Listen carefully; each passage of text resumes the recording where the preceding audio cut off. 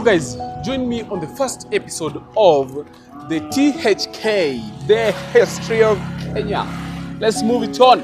Today we'll be checking on one of the major characters in the Kenyan history, Thomas Joseph Mboya, famously known as Tom Mboya. In the 1930s, Mboya brings in some of the natural beauties. A baby is born 15th of August, I remember. Yeah. And join me on this great episode as we check something about it.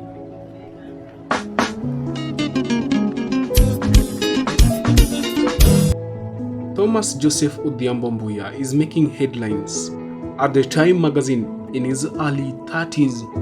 And do you really know this guy? On the 15th of August 1930, in Mboya, Thomas Joseph Mboya was born. Two parents, Leonardo's and Marcella Awor.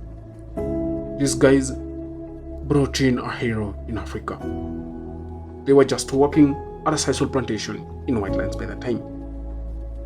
Thomas Joseph Mboya attended Mboya Primary School. Then he later joined St. Mary's Yala in 1942. He then joined the Holy Ghost College, which was also known as Mangu High School, where he completed his Cambridge School certificate. In 1948, he trained at Sanitary Institute in Nairobi, whereby he later ended up as a sanitary inspector by 1950.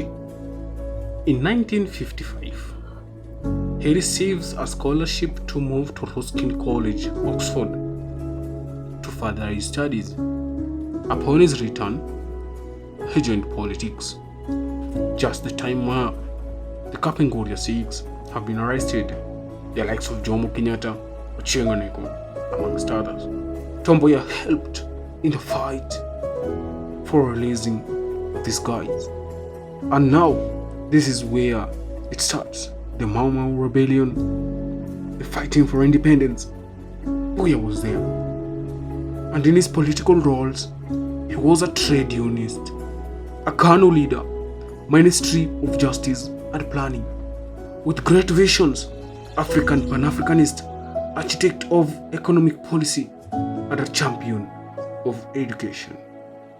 And in 1957, he was elected to the LegCo as one of just 8 members representing Nairobi.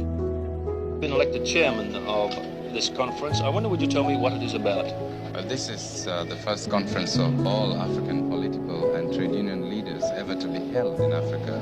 The purpose of it is to try and get all these leaders to come together and discuss African problems with a view, of course, to try and find out means and ways of collectively trying to fight against things like imperialism and colonialism, racialism, tribalism, and of course questions of boundaries between states and that sort of thing. So you believe in Africa for Africans? Well, I believe in Africa for the Africans in the context that there is a place called Africa, and that the people who live in that place must want to call themselves Africans. Mboya vehemently opposed the British-imposed multiracial representation and helped found the People's Conventional Party and played a key role in the establishment of KANU in 1960. There should be no cooperation with the government until Kenyatta was unconditionally released.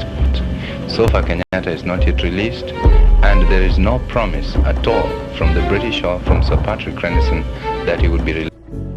Mboya vehemently opposed the British imposition of multiracial representation and helped found the People's Conventional Party and played a key role in the establishing of KANU in 1960. And he was also its Secretary General. He was instrumental in negotiating Kenya's independence, including at the Lancaster House Conference. After 1963, he was appointed Minister of Justice and Constitutional Affairs, and later served as the Minister of Economic Planning and Development in 1964 to 1969 during his death. During his tenure, he introduced a session paper 10, Shaping Kenya's Mixed Economy Approach, and founded the National Social Security Fund and Industrial Code. He founded the Airlift African Program, also known as the African America Student Foundation, facilitating education abroad of East Africa students, most notably Professor Wangari Maathai and Barack Hussein Obama Sr., the father to the 45th President of the United States of America, Barack Hussein Obama. A great political run? Oh yes, Mboya had a early life full of mystery. The struggle in Africa is one for nothing less and nothing more than the eradication of poverty, disease, and in this context, you and ourselves are all engaged in the same struggle that can aptly be summarized in terms of a struggle for political freedom, for economic opportunities, and for human dignity. And I and millions of other people join you today in solidarity for the success of the struggle in which we are all involved. But in 1963, something mysterious happened. Headline on newspapers: Tom Mboya shot dead. His assassinators was one of the best planned murders in Kenyan history, one that had been banned for years. A CIA agent who killed Tom was held, but now some questions are still speculating about his death. Where was Kenyatta and Jaramogi when he died? Where was Tom? Why was Tom killed? Why was his killer never hanged? Why were all his friends assassinated? And the big one, why did he have so many Luo and Kikuyu enemies? Let us hope that change there will be. But this change cannot be in terms of pious resolutions and words. It's got to be translated into action. For it is only then that we shall know that there is a definite departure from the past. His assassination on 5th July 1969 sent shockwaves across the nation and intensified ethnic and political tensions. His remains were interred at his ancestral home in Rusinga Highland, where a mausoleum built in his honor now stands as a national monument.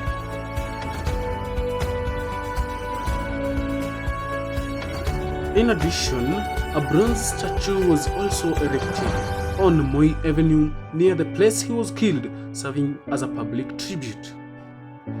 Thank you for being with me after this time. Thank you. A freedom fighter with enduring legacy.